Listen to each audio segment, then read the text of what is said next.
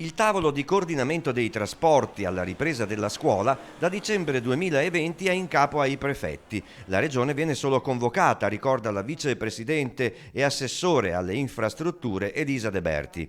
I prefetti sono ancora in attesa da Roma su quale capienza assegnare al trasporto pubblico. Un dato fondamentale che oltre sulla salute degli utenti si riflette sull'organizzazione dei servizi di trasporto.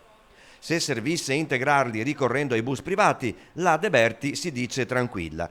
L'anno scorso Roma pagò tutti i contributi richiesti.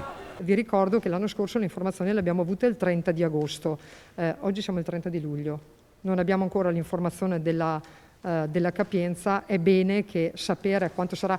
Io non credo che andremo oltre l'80%, opinione mia personale. Però io spero che con le vaccinazioni non torneremo al 50%.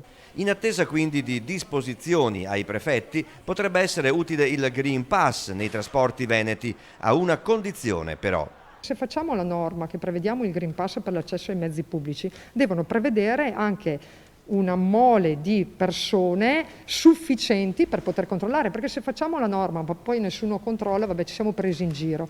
È ovvio che il Green Pass, se lo inseriscono, deve avere una prospettiva di aumentare la capienza.